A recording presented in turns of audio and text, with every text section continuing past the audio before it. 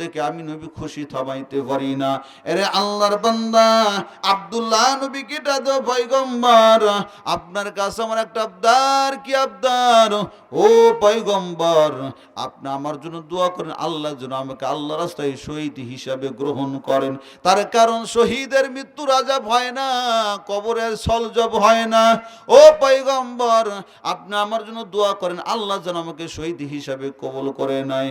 পয়গম্বরের সাথে সাথে দোয়া করলেন, আল্লাহ পাক পয়গম্বরের দোয়াটা কবুল করে নিলেন। এরে বান্দা যুদ্ধের ময়দানে রওনা দেয়, আব্দুল্লাহ পয়গম্বরের সাথে যায়। ওই ঘটনা বান্দা যুদ্ধটা সংগঠিত হলো না, পয়গম্বর সাহাবী সহ ফিরে আসলেন। পথিমধ্যে আব্দুল্লাহর শরীরে প্রচন্ড জ্বর আক্রান্ত, বিছানায় পড়ে যায়। নবী আমার আবু বকর ওমর রাদিয়াল্লাহু আনহুমা দুজন সাহাবীর সাথে ভর করে আব্দুল্লাহর বাড়ি আসলো আব্দুল্লাহকে দেখার জন্য। এরে বান্দা এমন অবস্থা, আব্দুল্লাহ মুমূর্ষ অবস্থায়, মায়ের নবী বসে গেলেন। আব্দুল্লাহর মাথাটা পয়গম্বরের রানের পরে, আব্দুল্লাহ পয়গম্বরের চেহারার দিকে তাকান, নবী আমার আব্দুল্লাহর চেহারার দিকে তাকান। এরে আল্লাহর বান্দা কেমন মৃত্যু, এরে আল্লাহর বান্দা কেমন শেষ সময়টা বান্দা তাকান। আব্দুল্লাহ পয়গম্বরের চেহারার দিকে তাকায়া তাকায়া দুনিয়ার থেকে বিদায় নেয়। আরো জোরে বলেন না সুবহানাল্লাহ। আব্দুল্লাহ পয়গম্বরের চেহারা দেখে দেখে দুনিয়া থেকে বিদায় নেয়। এর বান্দা আব্দুল্লাহ ইন্তেকালের পর নবীটা দেখো, ও সাহাবীরা রে, আমার আব্দুল্লাহরে গোসল দাও, আর আমার আব্দুল্লাহর পরনের কাফনের কাপড় আমি নবীর চাদর দিলাম। জোরে কোন সুবহানাল্লাহ। ওমা কদারুল্লাহি হাক্কা কদারি। এ বান্দা, তুমি নিজেকে আল্লাহর কাছে বিক্রি করেই দেখো না, আল্লাহ তোমার দাম কেমন করে বৃদ্ধি করে দেয়। একটা বার নিজেকে আল্লাহর সাথে সদাই করে দাও, তুমি আল্লাহর কাছে বিক্রি হয়ে যাও, আল্লাহ তোমাকে কেমন মূল্য দেবেন, কেমন দাম দিবেন। যে আব্দুল্লাহ বাড়ি থেকে আসার সময় সম্পদ পায় নাই, পরনের কাপড় পর্যন্ত পায় নাই, আজকে সেই আব্দুল্লাহ দুনিয়াতে বিদায় নেয়, পরনের কাপড় পয়গম্বরের গায়ের জুব্বা চাদর। জোরে কোন সুবহানাল্লাহ। নবী আমার দেখায়, ও সাহাবীরা রে, আমার আব্দুল্লাহর গোসল দাও, কাফন দাও, আমি নবী নিজে জানাজা পড়াবো। জোরে কোন সুবহানাল্লাহ।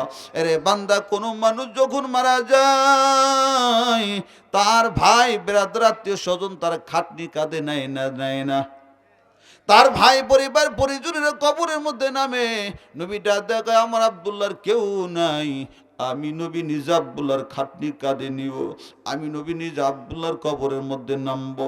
মায়ার নবী আব্দুল্লাহর খাটনি কাঁধে নিয়ে কবর দিকে যায়, মায়ার নবী নিজে কবরের মধ্যে বান্দা নেমে গেল। আর নবীটা দেখাও, সাহাবীরা রে, আমার আব্দুল্লাহকে তোমরা আদব সম্মানের সাথে কবরের মধ্যে নামায়া দাও, আমার আব্দুল্লাহর সাথে কোনো প্রকার গোস্তাকি করি না, বেয়াদবি করিও না, ভালো করে আমার আব্দুল্লাহরে কবরের মধ্যে নামায়া দাও। আব্দুল্লাহকে কবরের মধ্যে নামায়, মায়ের নবী হাতে করে আব্দুল্লাহকে কবরের মধ্যে নামায়া দেয়। আর দেখে, আল্লাহ আমার আব্দুল্লাহর পরে আমি নবী খুশি, আপনি আল্লাহ খুশি হয়ে যান। এই কথাটা শোনার পর ওমর রাদিয়াল্লাহু তাআলা উন্মাতের মতো হয়ে গেল, পাগলের মতো হয়ে গড়াগড়ি করিয়া চিৎকার করে ডাকে, ও আল্লাহ, এই লাশটা যদি আব্দুল্লাহর না হয়, আমি ওমরের হইতো, আমি ওমরকে ধন্য হইতাম, আমি ওমরের কবরের মধ্যে নবী নামতো, আমি ওমরের জানাজা নবী পড়াইতো, আমি ওমরের জন্য আল্লাহ নবী বলতো, আল্লাহ আমি ওমরের পরে রাজি, আপনিও রাজি হয়ে যান। এমন কপাল আব্দুল্লাহর আমার হলো না কেন? এরে বান্দা, এই জন্য ইমানের পরীক্ষা, ইমানের পরীক্ষা। ইমানদার দাবি করতে পারো, বান্দা পরীক্ষার সম্মুখীন হবা এটা হতে পারে না। অবশ্যই বান্দা পরীক্ষার সম্মুখীন হইবা। এরে বান্দা, হক কথা বলতে গে বান্দা, অনেক প্রকার হুমকি ধমকি তোমার পরে আসবে, জেলের ভয় আসবে বান্দা। হক কথা বলার কারণে বান্দা মানুষে তোমাকে অনেক প্রকার গালমন্দ করবে, হক কথা বলার কারণে মসজিদের কেশিয়ার সেক্রেটারি তোমার পরে বেজার হয়ে যাবে। এগুলার দিকে বান্দা তাকানো যাবে না। এটা বান্দা পরিচয় নিও, আমি ইমানদার, আমি হক কথা বলবো। এই হক কথা বলার দ্বারা আমার পরে অনেক প্রকার চাপ আসতে পারে। কথা কন ঠিক না ব্যাঠি? এই জন্য বান্দা ইমানের বড় দাম, ইমান নাই, আমলের কোনো দাম নাই। বান্দা লম্বা আলোচনা আমি করবো না রে আল্লাহর গোলাম। এখন বান্দা পয়গম্বর হাদিসের মধ্যে বলেন, ওয়াল আমিলুনা কুল্লুহুম হালিকুন ইল্লাল মুখলিসুন, প্রত্যেক আমল করনেওয়ালারাই ধ্বংস হয়ে যাবে। সব আমল করনেওয়ালারাই ধ্বংস হয়ে যাবে, ইল্লাল মুখলিসুন, কিন্তু যাদের আমলের মধ্যে ইখলাস আছে এই বান্দা একমাত্র নাজাত পাবে। যার আমলের মধ্যে ইখলাস আছে, খুলুসিয়াত আছে, এই ইখলাসওয়ালা আমল করনেওয়ালারাই হাসরের ময়দানে নাজাত পাবে। সুবহানাল্লাহ বলেন না? সব আমল করনেওয়ালারাই ক্ষতিগ্রস্ত, তবে যার আমলের মধ্যে ইখলাস আছে বান্দা একমাত্র নাজাত পাবে। ইখলাস কারে কয় বান্দা? ইখলাস কোন দোকানের পণ্য, কোন দোকানের হালুয়া? এরে বান্দা ইখলাস বলা হয় যে আমলটা একমাত্র আল্লাহর জন্যই হবে, একমাত্র লিল্লাহিয়াতের জন্য হবে। কার জন্যে? আরো জোরে কোন? আমি দান করি কার জন্যে? আমি নামাজ পড়ি কার জন্যে? রোজা রাখি কার জন্যে? ইন্না সলাতি ওয়া নুসুকি ওয়া মাহইয়ায়া ওয়া মামাতি লিল্লাহি রাব্বিল আলামিন। কেউ যদি বলে আমি জান্নাতের জন্য নামাজ পড়ি, ওর নামাজ হবে না। কথা বোঝেননি? কথা কন না কে? আমি নামাজ পড়ি আল্লাহকে রাজি খুশি করার জন্যে। কাকে? আল্লাহর হুকুম আমি পালন করতেছি। কতক্ষণ ঠিক না বেটে? যত মেরা তো সব মেরা, ফলক মেরা জমি মেরি, আগার তু এক নেহি মেরা তো কোই শাই নেহি মেরি। আল্লাহর জন্য যদি ইবাদত করেন, আল্লাহ যদি আপনার হয়, সবই তো আপনার হয়ে গেল। কতক্ষণ ঠিক না বেটে? আর ইবাদত করলেন আপনার স্বার্থের জন্য, আল্লাহ আপনার হলো না, জান্নাত পায়ও তো লাভ নাই। কতক্ষণ ঠিক না বেটে? কষ্ট হচ্ছে আপনাদের? চলবে যখন? আমার গলাটা একবারে ডাবা, আপনারা আলোচনা বুঝতেছেন তো। ইখলাসওয়ালা আমল করনেওয়ালারাই একমাত্র নাজাত পাবে। অনেক বড় বড় বড় বড় আমল, কিন্তু ইখলাস নাই, এই আমলের দাম নাই। আমল ছোট, ইখলাস আছে, এই আমলটাই আপনার হাসরের ময়দানে নাজাতের উসিলা হয়ে যাবে। নবীজি হাদিসের মধ্যে বলেন, আখলিস দীনাকা ইয়াকফিকাল আমালুল কলিল, তোমার আমলকে খালেস বানাও, অল্প আমল তোমার কিয়ামতের ময়দানে নাজাতের উসিলা হয়ে যাবে। বড় বড় আমল ইখলাস নাই, বিপদের কারণ। কিসের কারণ? ছোট ছোট আমল ইখলাস আছে, নাজাতের কারণ। কিসের কারণ? ইখলাস আছে নাজাতের কারণ, ইখলাস নাই বিপদের কারণ। হাসরের ময়দান কায়েম হয়ে যাবে। আমার মতো একদল আলেম কাল্লাটা জালেমেরা, দুনিয়ায় কি করেছো? আলেম বলে, আল্লাহ বড় কষ্ট করে ইলম অর্জন করেছে গো আল্লাহ। ও আল্লাহ, অনেক কষ্ট করে ইলম অর্জন করেছে, বোর্ডিং এর ডাল খায়া খায়া। আল্লাহ কয়, না না, ইলম অর্জন করছো, তোমাকে মানুষে বড় আলেম বলবে, তোমাকে বড় মুফতি বলবে, তোমাকে বড় খতিব বলবে, তোমাকে বড় বক্তা বলবে, তোমাকে বড় মুফতি মুহাদ্দিস বলবে। এই জন্য তুমি ইলম অর্জন করেছো, আমার জন্য করো নাই। আল্লাহ ডাকা কয়, ফেরেশতারে এর লোহার জিঞ্জির দা বাঁধিয়া জাহান্নামের মধ্যে ফেলে দে। আমিও বান্দা চিন্তায় ভরে যাই, না জানে হাসুর ময়দানে বান্দা আমি তাদের কাতারে বান্দা দাঁড়ায় যাই। এরে বান্দা, এরপর আল্লাহ পাক বড় বড় টাকাওয়ালাদেরকে ডাকতো, টাকাওয়ালারা, এরে ধনী মানুষেরা, আমি আল্লাহ তোদেরকে দুনিয়ার সম্পদ দিয়েছিলাম, তোমরা কি করেছো? এবারে টাকাওয়ালা ধনাঢ্য মানুষরা, আল্লাহ আমি সম্পদ পাওয়ার পর মানুষদেরকে দান সদকা করতাম, মসজিদে দান করতাম, মাদ্রাসায় দান করতাম, মাইয়া বিয়ে দিতে পারে তাদেরকে মাইয়া বিয়ে দিতাম।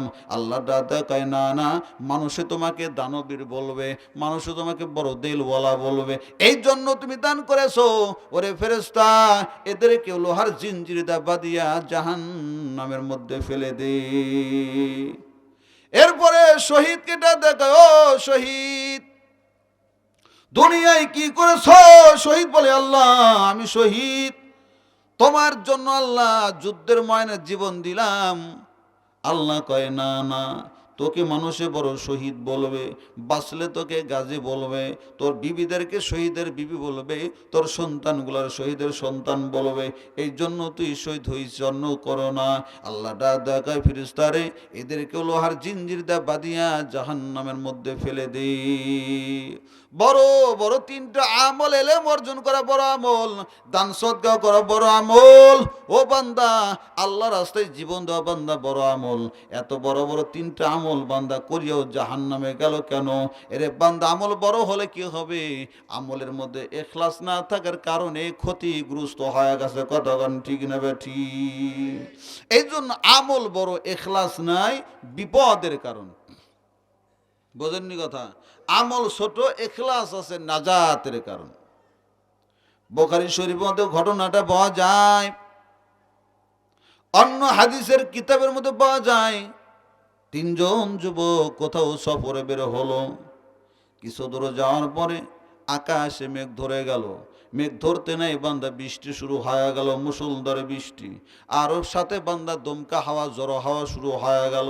এরে আল্লাহর বান্দা, কোনো বাড়ি নাই, ঘর নাই, কোনো যাত্রী ছাউনি নেই, কোনো বড় ধরনের ঘর নাই, বা কোনো একটা বড় বৃক্ষ নেই যেখানে তারা আশ্রয় নেবে। তিনজন যুবক বিভাগে পড়ে গেল, কোথায় আমরা এখন যাই? হঠাৎ করে তাকায় দেখতে বড় পাহাড়, পাহাড়ের মধ্যে গুহা।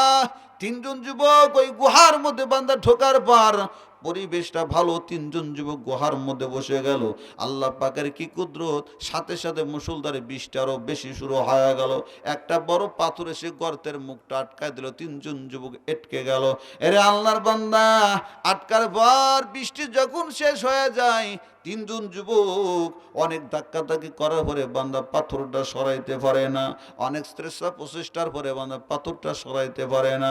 এরে আল্লাহর বান্দা, তিনজন যুবক বিপাকে পড়ে যে আমরা কেমনে নাজাত পাই, আমরা গর্তের বাহিরে যাই। এরে বান্দা অনেকগুলো উপকরণ করলো, কিন্তু কোনো কাজে লাগলো না।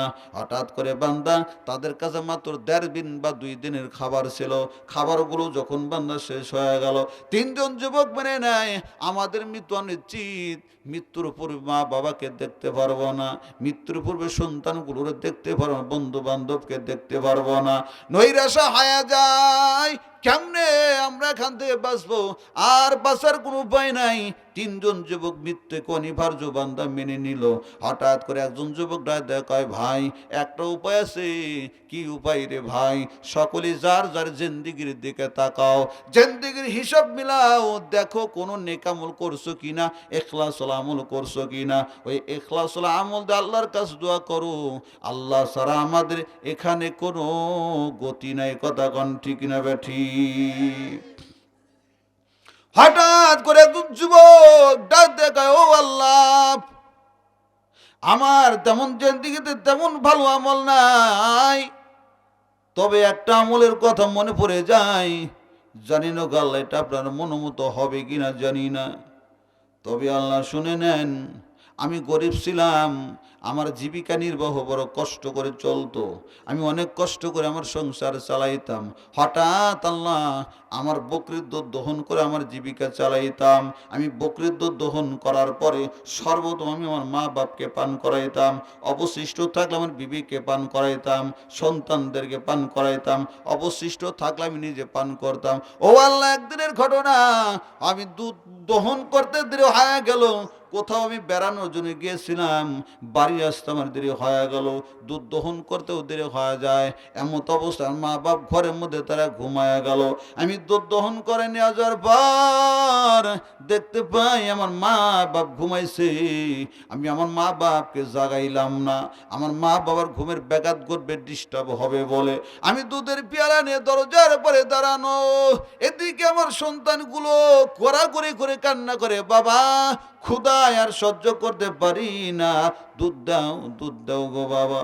আমি আমার সন্তানগুলোর কান্না আমার কানের মধ্যে আসার পর কান্নার দিকে তাকাইলাম না। আমার মেয়েগুলো, সন্তানগুলো গড়ায় গড়ায় গড়ায় গড়ায় জমিনে কান্না করে, দুধ চাই, আমি দুধ দেই না। আমার সন্তানগুলো কান্না করতে করে তারাও ঘুমায় গেল। আমি দুধের পেয়ালা নিয়ে দাঁড়ানো। রাত্র যখন গভীর হয়, বুখারী শরীফের রাত অনুযায়ী রাত্রে যখন বান্দা শেষ হয় বা হয়ে যায়, আমার মা বাবার ঘুমটা ভেঙে গেল। আমার মা বাবার ঘুম ভাঙার পর যেই মাত্র দুধ বলে ডাক দেয়, আমি সাথে সাথে দুধ নিয়ে মা বাবার সামনে দাঁড়ায় গেলাম।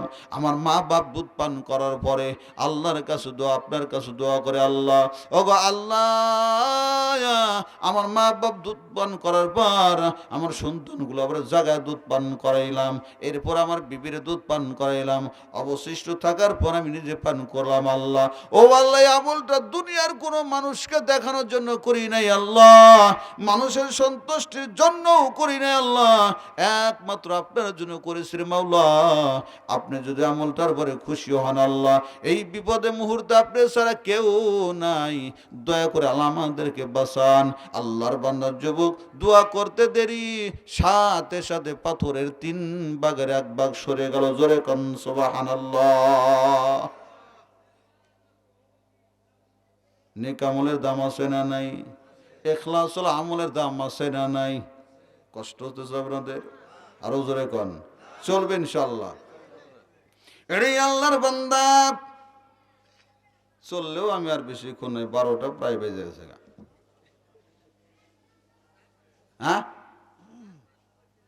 না, যা পারা বলতে পারলে তো অনেকক্ষণই পারা যায়, কিন্তু গরিবটি দেখা লাগবে না, রাত্র কনকনা শীত, ফজরের নামাজ যদি না হয়, হ্যাঁ আর 1 ঘন্টা না, অত দূর যাবনি না ইনশাল্লাহ। হ্যাঁ, তো ইখলাস ওলার দাম আছে না নাই?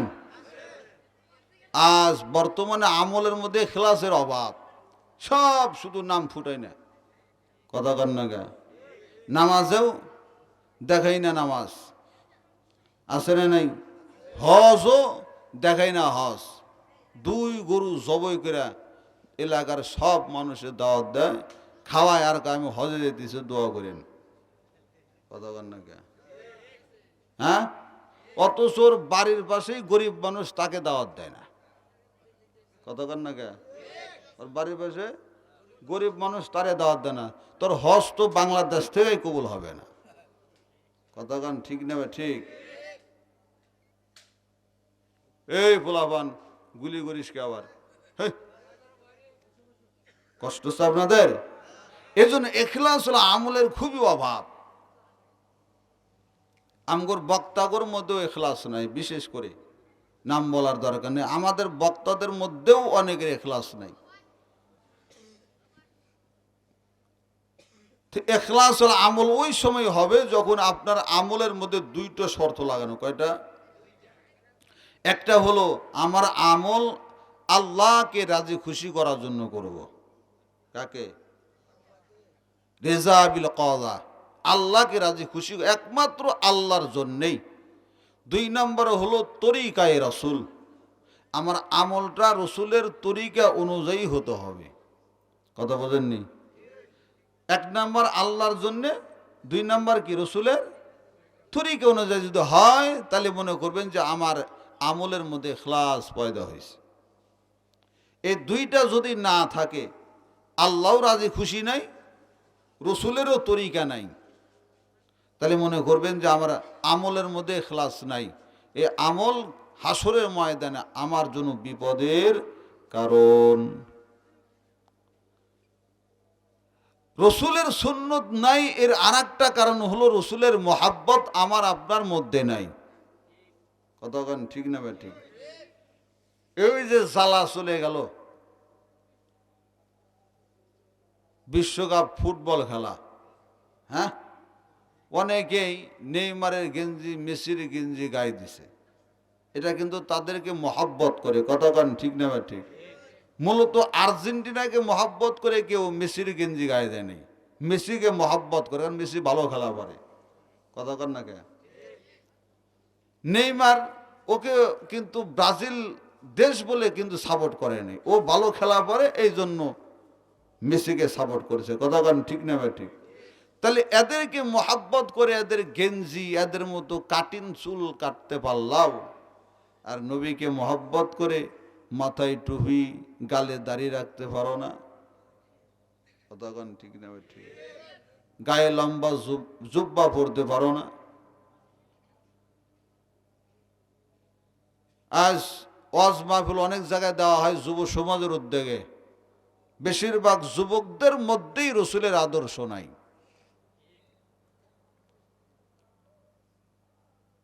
তার কারণ হলো বিজাতিরা জানে মুসলমান যুবক যদি এক হয় আমাদের আর উপায় নেই। কথা গান ঠিক না ঠিক? এই জন্য যুবকদের মধ্যে বিভিন্ন খেলোয়াড়, বিভিন্ন নায়ক, গায়ক ইত্যাদি আদর্শ ঢুকায় দিয়া মুসলমান নামে শুধু ইসলাম প্রিয়, কাজের বেলায় নয়। কথা গান ঠিক না ঠিক? যা ওদিকে যাব না। আমার যুবকদের মধ্যে রসুলের আদর্শ নাই। চুল কাটিনটাও সুন্নত তরিকা না।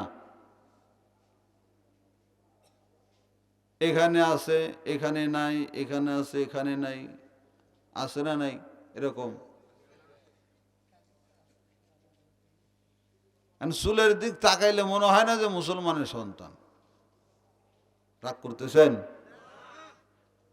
আবার ছোট ছোট বাচ্চা, এদের চুল পাকা, মানে কি যেন কালার করে চুল পাইকা যায়, আছে না নাই? আফসোস লাগে। অথচ মাথার থেকে নিয়ে হাত পায়ের নখ কাটা পর্যন্ত রসুলের সাহাবীরা হবে এমন, সব সহ্য করতে পারি, আমার নবীকে গালি দিবে সহ্য করতে পারি না। আমার নবীর ইজ্জত রক্ষার্থে আমার বুকের তাজা রক্ত দিতে রাজি। কথা কোন ঠিক না বেঠি? এরে আল্লাহর বান্দা, এবার আমর ইবনে ওয়াহাব সাকুবী রাদিয়াল্লাহু তাআলা গুসাও করেন নাই, রাগও করেন নাই, তবে এতটুকু বলেছেন, না না, আমি এরকম কালা বেটার লোকে আমার মেয়ে বিয়ে দেব না। এবার সাত ডাক দেখায়, দিলে দেন, না দিলে নাই। আল্লাহর নবী বলেছেন, আমি জান্নাতি, দুনিয়াতে যদি আমি বউ না পাই আমার জন্য জান্নাতের মধ্যে হুরপুরি অপেক্ষা করতেছে। জোরে কোন সুবহানাল্লাহ। এর যুবক পায়ে হাত বলে যাই, মনে করছো দাড়ি রাখলে বউ পাইবা না, মাথায় টুপি দিলে বউ পাইবা না, জুব্বা পরলে বউ পাইবা না। না না, দিলের মধ্যে পাক্কা ইরাদা করে নাও, আমি দাড়ি রাখবো, যদি বউ না পাই কোনো দুঃখ নাই। আমি জুব্বা পরবো, যদি বউ না পাই কোনো দুঃখ নাই। মাথায় টুপি দিলাম, যদি বউ না পাই আমার দুঃখ নাই। আমার নবীর সুন্নতকে আমি জিন্দা করব। দুনিয়াতে যদি বউ না পাই জান্নাতের মধ্যে আমার জন্য হুরপুরি অপেক্ষা করতেছে। আল্লাহর কসম করে বলি যুবক, আল্লাহ পাক কেমন সুন্দর বিবি মিলাইবে। শুধু বিবিটা সুন্দর নয়, চরিত্রও সুন্দর। জোরে কোন ঠিক না বেঠি? শুধু চেহারার সুন্দর নয়, চরিত্রের সুন্দর বউ আল্লাহ মিলাই দেবে। এখন বান্দা হাতে করা কয়জন গ্যারান্টি দিতে পারবাও মেয়েটা সুন্দর? কোন মেয়েটা চরিত্রে সুন্দর কেউ গ্যারান্টি দিতে পারে না। কথা গান ঠিক না ঠিক? এখন চরিত্রে সুন্দর বউ পাওয়া বড় দুষ্কর। কথা গান ঠিক না ঠিক? আরে আল্লাহর বান্দা, এদিকে গেলাম না, এবার সাদে সালবী রাদিয়াল্লাহু তাআলা এই কথা বলে আবার বান্দা তার বন্ধু পয়গম্বরে মজলিসের দিকে চলে গেল। এবার আমর ইবনে হাফসা রাদিয়াল্লাহু তাআলা মেয়েটা ভিতর থেকে দেখাইয়া, আবি আন্নাজা আন্নাজা আন্নাজা, ও বাবা নিজেকে বাঁচান, নিজেকে বাঁচান। ওই যে ছেলেটা প্রস্তাব নেওয়ার ছিল, এই প্রস্তাবটা ছেলের না, প্রস্তাব হলো মদিনাওয়ালার প্রস্তাব। মদিনাওয়ালা যদি মনে আঘাত পায় আল্লাহ কষ্ট পাবে। আল্লাহ যদি কষ্ট পায় আপনার বিরুদ্ধে আয়াত নাযিল হয়ে যাবে। দাদা কয়, মা তুমি তো ছেলে দেখো নাই, ছেলে কিন্তু কালো, আবার কিন্তু গরিব। মেয়েটা দেখায়, বাবা কালো হওয়ার কারণে যদি আমার চোখের তৃপ্তি না মেটে, গরিব হওয়ার কারণে যদি আমার দুনিয়ার চাহিদা না মেটে, আল্লাহর নবী বলেছেন ওই ছেলেটা জান্নাতি। আমি পরকালে আমার স্বামীর হাতের আঙ্গুল ধরে ধরে জান্নাতে যেতে পারবো। এরে পর্দারে মা পায়ে হাত বলে যাই, কোন দিক দৌড়াও? দেখো কোন যুবকের এরকম ভাবে মোটর সাইকেল, বাড়ি গাড়ির দিকে তাকাও না, দিনদার স্বামীর দিকে দৌড়াও। দিনদার স্বামীর দোয়া আল্লাহর কাছে করো। এর মেয়ের বাবারা, আজকে তোমার মেয়েটার সরলতার সুযোগ পাইয়া তোমার মেয়েটারে ঘুষখোরের সাথে বিবি বানায় দিলাও, সুদখোরের সাথে বান্দা বিবি বানায় দিলাও, এরে বান্দা সিটার বাটপারে বিবি বানায় দিলাও। তুমি বাবা পরকালে কি জবাব দিবাও? তোমার মেয়েটা তোমার চেহারার দিকে তাকাইয়া কিছু বলে নাই। তোমার বাবার তো কর্তব্য ছিল, তুমি বাবার, তোমার মেয়েটাকে দিনদার স্বামীর হাতে তুলে দাও, তোমার হলো কর্তব্য। কথা গান ঠিক না ঠিক? তুমি বাবার কর্তব্য তো দিনদার স্বামীর হাতে তোমার মেয়েকে তুলে দেওয়া। আজকে বান্দা দিনদারের খোঁজ নাই, কয় যে যদি পুলিশ হয় 50-50 আছে। কত গান না গে এই হা হু গান না গে মেয়ে বিয়ে দিতে গট করে কয় যদি পুলিশের চাকরি হয় 50-50 আছে। আসলে নাই র্যাব হলে তো আরো। কতক্ষণ? হ্যাঁ সরকারি চাকরি, সোনার হরিণ। কিসের হরিণ? সোনার হরিণ। সরকারি চাকরি ময়রাও কামাই। কতক্ষণ? ঠিক নেবে ঠিক? এ যুবকরা গাও ঠিক নেবে ঠিক?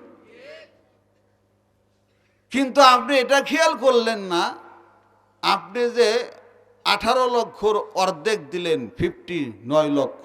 কত? এই যে ঘুষ দিয়া আপনার মেয়েটারে বিয়ে দিলেন, আপনার মেয়ে, আপনার নাতি, আপনার পুতি, আপনার, এরপরেও যে মাঝে মধ্যে আপনি আপনার মেয়ের বাড়ি খাবেন, সব হলো হারাম টাকা। কথা কন না কে? আরো ধরে কন, ঘুষ হালাল না হারাম? আরো ধরে কন, সুদ হালাল না হারাম? মিয়ার বাড়ি যায়া ঘুষের টাকার রুই মাছের আর কাতলা মাছের মাথা খাওয়া আর মুরগির রান খাওয়া, মনে করুন পায়খানার মল খাইলেন। ঠিক কন না কে? আরো জোরে কন। মেয়েটার বিয়ে কার সাথে দিবেন? যদিও রিক্সা চালায় তুমি দিনদার, কি এই জোরে কন না কে? যদিও ভ্যান চালায় দিনদার, যদিও সিএনজি চালায় দিনদার, যদিও মসজিদের ইমাম 7,000 টাকার বেতন দিনদার, তার সাথেই আপনার মেয়েটিকে বিয়ে দেন। কতক্ষণ? ঠিক না ঠিক? দেখবেন যে ঘুষখোররা তাড়াতাড়ি ঘুষ বাদ দিবে, কব যে চাকরির দরকার নাই, ওই ঘুষ শ্বশুর বাড়ি টাকার ঘুষ দেয় চাকরি নেয়া, এই বউ তো আর পাবো না, আমরা ঘুষ আর খাবো না। কতক্ষণ? ঠিক না ঠিক? রাগ করলেন কথা শুনে? কিন্তু কথা কিন্তু হক কথা।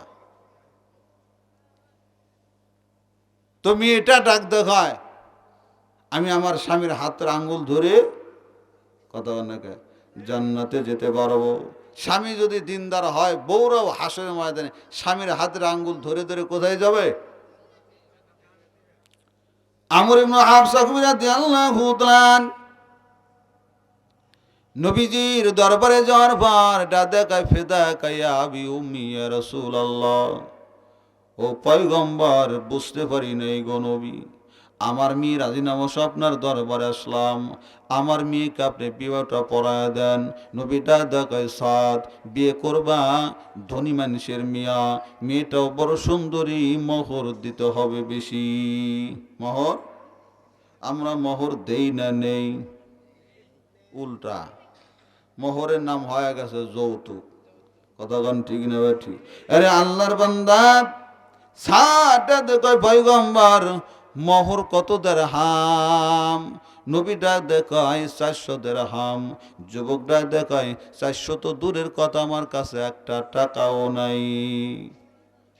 নবীটা দেখায়, ও সাদ দৌড়াও, প্রথমে ওসমান গুনিকে বলবো আমি নবী 200 দিরহাম দিতে বলেছি, এরপরে যাইবাও আব্দুর রহমান আউফ রাদিয়াল্লাহু তাআলা, তাকে বলবো আমি নবী 200 দিরহাম দিতে বলেছি। 200 কত হলো? মোহরের টাকা হয়েছে নি। এরপরে নবীটা দেখো সাদ, এরপর এমন একজন সাহাবীর কাছে যাইবাও, তাকে যা বলবো আমি নবী 200 দিরহাম দিতে বলেছি। তার কারণ হলো সুনু পাউডার, জুতা মোজার কেনার দরকার আছে না নাই? এবার নবীটা দেখায় দৌড়াও, এমন একজন সাহাবী, তার নাম হলো আলী। আলী অত্যন্ত গরিব, কিন্তু দানশীলতা 1 নম্বর।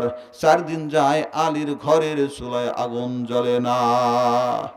কয়দিন? আরে আল্লাহর বান্দা, একদিন ফাতেমার শরীরে প্রচন্ড জ্বর, জ্বরের কুম করে কাঁপতেছে, থরথর করে কাঁপতেছে। আলীটা দেখায়, বিবি আমার তোমার কিছু খেতে মনে চায়নি। এরে বান্দা, তোমার বাড়ি তোমার হঠাৎ যদি অসুস্থ হও, তোমার শরীর জ্বর আসার পরে বিবিরে কও মুড়ি বানায়া দাও, রুটি পাকা দাও, বলো কি বলো না?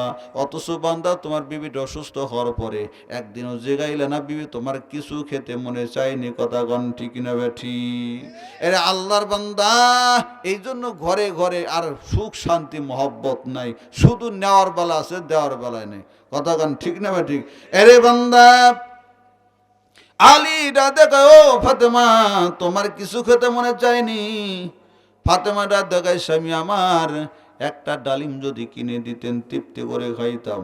একটা ডালিম কেন? আলী বাজারে চলে গেল মার্কেটে, একটা ডালিম কিনে বান্দা বাড়ির দিকে আসতেছে, হঠাৎ করে আসমানে ফেরেশতারা আল্লাহর সামনে ঝগড়া শুরু করে দেয়। এক ফেরেশতা কয়, নবীর সাহাবীরা দানশীল দয় 1 নাম্বার। আর এক ফেরেশতা কয়, থাকলে দেয়, না থাকলে দেয় না। আর এক ফেরেশতা কয়, থাকলেও দেয়, না থাকলেও দেয়। আল্লাহ কয়, ফেরেশতারে ঝগড়া করে কোনো লাভ নাই। ওই দেখো আমার আলী বাড়ির দিকে, যেমন আলীকে নগদ রাস্তার মধ্যে পরীক্ষা করো। হঠাৎ এমনি অমনি একটা মানুষ বেশে, ফকিরের বেশে একজন ফেরেশতা রাস্তার মাঝে দাঁড়ায় গেল। আলী ওই রাস্তা দিয়ে যাচ্ছে। এবার ফেরেশতা বেশে ওই লোকটা আলীকে দেখার পরে কাকুতি মিনতি শুরু করে দিল। আলীরা দেখায়, ভাই আমি তোমাকে কি হেল্প করতে পারি, তোমার কি উপকার করতে পারি? ফকিরটা দে, আলী তোমার হাতের ডালিম তাই আমাকে দাও। আলী দাদা কয়, না না, এই ডালিম আমার বিবি খেতে চাই, তোমাকে আমি ডালিম দেব না। অন্য কিছু চাও আমি তোমাকে দেব। এবার দাদা কয়, ও আলী, আল্লাহর হস্তে দাও। ফেরেশতারা ভালো করে জানে, যতক্ষণ পর্যন্ত নবীর সাহাবীদেরকে আল্লাহর হস্তে না বলা হবে ততক্ষণ পর্যন্ত দিবে না। দাদা কয়, ও আলী, আল্লাহর হস্তে দাও। আলী কয়, আমার আল্লাহর নাম লইছো, আমার বিবু খেতে চায়, ডালিমটা অর্ধেক তুমি নাও, অর্ধেক আমার বিবির জন্য নিয়ে যায়। এরে আল্লাহর বান্দা, অর্ধেক ডালিম না আলী বাড়ির দিকে রওনা দেয়। আবার ওই ভিক্ষুটা, ওই ফকিরটা আবার সামনের দিকে আগায়। আবার আগের মতো কাকুতি মিনতি শুরু করে দিল।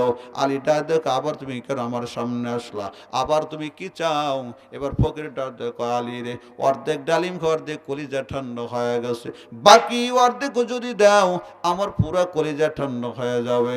আমি আপনি হলে কইতাম, ফকির তো আর চোখ কই, কথা গান না কে, ফকির তো আর গোষ্ঠী গিলাই, ঠিক না ঠিক না? আরে আল্লাহর বান্দা, আলীটা দেখো, ও ফকির, অল্পতেই তুষ্ট থাকো, ধৈর্য ধারণ করো, আমার বিবি খেতে চাইছে, বিবির জন্য নিয়ে যাই। এবার ফকিরটা দেখায়, আল্লাহর হস্তে দাও। কি কয়? আলী কয়, আবার আমার আল্লাহর নাম লইছো, আমি আল্লাহকে কত মোহাব্বত করি, কত ভালোবাসি। একদিন আলী তার সন্তান হোসেনকে কোলে নিয়ে কপালে চুমা খায়, গালে গলায় চুমা খায়। হোসেনটা দেখায়, বাবা আমার কেমন করে কেন চুমা দিলেন? আমি তোমাকে মহাব্বত করি, আমাকে মহাব্বত করেন, আমার ভাই হাসানকে মহাব্বত করেন না? তোমার ভাই হাসানকে মহাব্বত করি, তো আমার ভাই হাসানকে মহাব্বত করেন, মাকে কি মহাব্বত করেন না? তোমার মাকেও মহাব্বত করি, মাকে মহাব্বত করেন, নানাকে মহাব্বত করেন না? তোমার নানাকেও মহাব্বত করি, নানাকে মহাব্বত করেন, আল্লাহকে কি মহাব্বত করেন না? আলীটা দেখা, হুসাইন রে, জটিল একটা প্রশ্ন করে বসেছো। তোমাকেও মহাব্বত করি, তোমার ভাইকেও মহাব্বত করি, তোমার মাকেও মহাব্বত করি, তোমার নানাকেও মহাব্বত করি, আল্লাহকে কেমন মহাব্বত করি জানো? তোমার নানা আমার শ্বশুর যদি যুদ্ধের ময়দানে ডাক দেয়, তোর মতো হুসাইনকে আসার মেরে জমিনে ফেলাইয়া যুদ্ধের ময়দানে আমি সারা দেব। জোরে কম সুবহানাল্লাহ। এবার আলীটা দে, আমার আল্লাহর নাম লইছো, নাও বাকি অর্ধেক ডালিম তোমার দিয়ে দেয়। এবার আলী 1 পা বাড়ির দিকে যায় আর 2 পা বাইটায়। তার কারণ আলী নিজের কাছেও ধরা, একটা ডালিম বিবি চাইলো, বিবিকে দিতে পারলাম না। কথা কন ঠিক না ঠিক? কোনো বিবি যদি স্বামীর কাছে আবদার করে, স্বামী যদি দিতে না পারে, স্বামী নিজের কাছে ধরা। কথা কন ঠিক না ঠিক? কিন্তু ফাতেমা তো এমন নয়। আমাদের মা বোনে হয়তো কয়, কাপড় দিতে পারো না, বিয়া করছো গা? কথা কন না? বাজার করতে পারো না, বিয়া করছো গা? বিয়ার আগে মনে হয় নাই? কথা কয় না গা? আরো জোরে কন। এই হলো আমাদের মাদের বোনদের খাসলত। সারা জীবন ভালো বাজার করুন, হঠাৎ যদি একদিন নিম হয়, এর সংসারে কোনোদিন ভালো হইলাম না। বানায় বললাম কথা? আরো জোরে কন। এরে আল্লাহর বান্দা, আলী এবার বাড়ি যাওয়ার পর লক্ষ্য করে দেখতে পাই ফাতেমা বিছানায় শোয়া ছিল, এখন উঠিয়া হাঁটাহাঁটি করে। আলী মনে মনে কয় ডালিমের কথা মনে নাও থাকতে পারে। রাত্রি বেলায় ঘুমাইছে, গভীর রাত, কে যেন দরওয়াজায় করাঘাত করে। এত রাত্রে কে দরজা আঘাত দাও? বাহির থেকে জবাব, আনা সালমান ফারসি, তোমার জন্য সুসংবাদ, দরজা খুলে দাও। সুবহানাল্লাহ বলেন না? কি সুসংবাদ? ও আলী, দরজা খুলে দাও। আল্লাহ পাক তোমার জন্য জান্নাত থেকে ডালিম পাঠাইছে। জোরে কোন সুবহানাল্লাহ। অমনি আলীর মনে পড়ে গেছে রাস্তার মধ্যে একটা ফকিরকে একটা ডালিম দিয়েছিলাম। আলী দরজাটা খুলে দিল। সালমান ফারসি একটা ব্যাগ আলীর হাতে দেওয়ার পরে এবার সালমান ফারসি আলী রাদিয়াল্লাহু তাআলা ডালিম গুনে 1 2 3 4 5 6 7 8 9। দাদা কয় সালমান, 9টা যে দেখি 10টা যে দেখি না, তার কারণ আমার আল্লাহ বলেছেন যারা আমি আল্লাহকে 1 দেয়, আমি আল্লাহ তাদেরকে 10 দেই। আরো জোরে কন না, আরো জোরে কন। এরে আল্লাহর বান্দা, এবার আলী ডাক দেখায় আমি আল্লাহকে একটা ডালিম দিয়েছি, আল্লাহ আমাকে দিলে 10টাই দিবে, 9টা দিবে না। নাকি তুমি বাজার থেকে কিনে আনছো? বলে না না, বাজার থেকে কিনে আনি নাই, আল্লাহ তোমাকে 9টাই দিছে, 10টা দেয় নাই। বলে না না, আমার আল্লাহ 10টা দিবে, 9টা দিবে না। মানতাম যদি আমার আল্লাহ ফকির হইতো, আমার আল্লাহ তো ফকির না। আল্লাহু গনি আনতুম ফুকারা, আল্লাহ ধনী দুনিয়ার সব মানুষ হলো ফকির, আমার আল্লাহ তো ফকির না, আমার আল্লাহ তো বখিল না। নাকি তুমি কিনে আনছো? বলে না না। এরে আল্লাহর বান্দা, অমনি সালমান ফারসি পকেটে আরেকটা ডালিম বের করে দিল। আলী, তোমার ঈমানটা পরীক্ষা করার জন্য একটা ডালিম আমি লুকাইছিলাম, আল্লাহ পাক তোমাকে একের বদলে 10টাই দিয়েছে। জোরে কোন সুবহানাল্লাহ। আরে আল্লাহর বান্দা, লম্বা সময় না, আমি 2টা হাত আপনাদের কাছে প্রসারিত করে দিলাম। আল্লাহর রাস্তা, আল্লাহর ঘরের জন্য বান্দা, এমন একটা ঘর, আল্লাহর ঘর।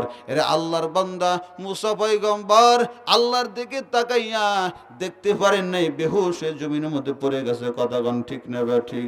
এরে আল্লাহর বান্দা আম্মা জান আয়েশা বলেন পয়গম্বর বলেছেন যেই চোখের ধ্বংস আছে, এই চোখ দিয়ে বান্দা আল্লাহকে দেখা যায় না। আল্লাহ কয় বান্দারে, আমি আল্লাহ থেকে তোমরা দূরে থাকো, আমি আল্লাহ তোমাদের কত মহাব্বত করি, কত ভালোবাসি। আমি আল্লাহ তোমাদের সাথে সাক্ষাতের জন্য আমি আল্লাহ দুনিয়া একটা মাধ্যম দিয়ে দিলাম। জোরে কোন সুবহানাল্লাহ। এরে বান্দায় দুনিয়ার থেকে আল্লাহকে দেখা যায়, মুসা নবী আল্লাহকে দেখতে পারেন নাই, উম্মতে মুহাম্মাদীকে আল্লাহ পাক এমন একটা মাধ্যম দিয়ে দিলেন গোলাম, ওই মাধ্যমে আল্লাহ পাকে বান্দার চোখের নজরটাতে দেখা যায়। জোরে কোন সুবহানাল্লাহ। কি সেই ঘর, কি সেই মাধ্যম? এ বান্দা, খানায় কাবা, আল্লাহর ঘর। ওই খানায় কাবার তেমন দাম নাই, কোনো মূল্য নাই। ওটা তো বান্দা মাটির দ্বারা তৈরি, পাথরের দ্বারা তৈরি। খানায় কাবার দাম বান্দা কেন হলো জানেন? আল্লাহ কয় ফেরেশতারে, এই খানায় কাবার তেমন দাম নাই। কেমনে ঘরটার দাম হয়? আল্লাহ পাকের কুদরতির নজরটা যে মাত্র বান্দা খানায় কাবার মধ্যে দিয়ে দিলেন, আল্লাহ পাকের নূরের তাজাল্লি যখন বান্দা খানায় কাবার মধ্যে দিয়ে দিলেন, এই নূরের তাজাল্লির কারণে আল্লাহ পাক খানায় কাবার দাম বৃদ্ধি করে দিলেন। জোরে কোন সুবহানাল্লাহ। তাজাল্লি বলা হয়, তাজাল্লির অর্থ আপনারা ভালো করে বুঝবেন। আকাশে সূর্য উঠলে গ্লাস বা আয়না ধরলে ওই সূর্যের প্রতিচ্ছবি কোনো অন্য জায়গায় যায় না, যায় না? আরো জোরে কোন। এটাকেই বলা হয় তাজাল্লি, প্রতিচ্ছবি। আল্লাহ পাকের প্রতিচ্ছবি, নূরের তাজাল্লি খানায় কাবার পরে দিয়েছে।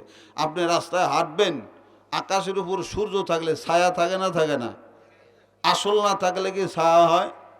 আরো জোরে কন। আসল আছে বিলাই ছায়া পাওয়া যায়, তেমনি আল্লাহর নূরের তাজাল্লি, আল্লাহ আছে বিলাই নূরের তাজাল্লি আছে। কথা কন ঠিক না বা ঠিক? বিদায় খানায় কাবার দিক তাকানো মানে আল্লাহর দিকেই তাকানো। জোরে কন সুবহানাল্লাহ। আরো জোরে কন সুবহানাল্লাহ। এরে বান্দা, খানায় কাবা ইব্রাহিম নবী বানানোর পর কিছুগুলো পাথরের কঙ্কর যখন বেঁচে গেল, আল্লাহ কয় এবার মুসা ইব্রাহিম নবীকে, আল্লাহ এগুলো আমি কি করব? আল্লাহ কয় সরা ছিটায় দাও। এবার ইব্রাহিম নবী ছিটায় দেন। আল্লাহ পাক সারা পৃথিবীর আনাচে কানাচে পাথরের কণাগুলো ছিটায় দেন। এরে বান্দা, যে জায়গার মধ্যে একটা করে পাথরের কণা পড়েছে, কিয়ামতের আগে হুল আল্লাহ পাক ওখানে একটা মসজিদ নির্মাণ করে দিবেন। জোরে কোন সুবহানাল্লাহ। ওই খানায় কাবার বান্দা কিছু পাথরের কঙ্কর এক টুকরো এই বারাকান্দি মধ্যপাড়া আফসার আলী জামি মসজিদের এখানে পড়েছিল বান্দা। এই জন্য মধ্যে এখানে একটা আল্লাহর ঘর, এই ঘর মানে বান্দা খানায় খাবার শাখা পোশাকা। ওই ঘরের দিকে তাকাইলেও যেমন বান্দা সওয়াব, এই ঘরের দিকে তাকাইলেও বান্দা তেমন সওয়াব। এখন বলেন বান্দা, আল্লাহর ঘর বানানোর দরকার আছে না নাই? আরো জোরে কোন আল্লাহ কাই বান্দা। আমার উস্তাদ হাদিস পড়েছে, মান বানা লিল্লাহি মসজিদান বানাল্লাহু লাহু বাইতান ফিল জান্নাহ। দুনিয়ায় কেউ যদি একটা বিল্ডিং বানায়, ইঞ্জিনিয়ার গ্যারান্টি দেয় 100 বছরের পরে শেষ। কতক্ষণ ঠিক নেবে ঠিক? কিন্তু বান্দা পৃথিবীতে এমন একটা ঘর আছে, যে ঘরগুলা ইসরাফিলের সিঙ্গার ফুৎকারেও ধ্বংস হবে না। জোরে কোন সুবহানাল্লাহ। এই ঘরটার নাম হলো আপনাদের আফসার আলী মসজিদ। জোরে কোন সুবহানাল্লাহ। ইসরাফিলের সিঙ্গার ফুৎকারেও বান্দা ধ্বংস হবে না। রে আল্লাহর বান্দা, একে যদি বান্দা 10 পেতে চান, কার বাজানি মা নাই, কার বাজানি বাবা নাই, অন্ধকার কবর চলে গেছে, কোন আল্লাহর গোলাম আছেন, মার জন্য বাবার জন্য বান্দা। এরা আল্লাহর বান্দা 10,000 20,000 টাকা আল্লাহর ঘরের জন্য বান্দা খুশি খুশি দেন গো বান্দা। দান করে কেউ কোনোদিন বান্দা গরিব হয় নাই, দান করলে বান্দা কারো ফুরায় না। এরা আল্লাহর বান্দা।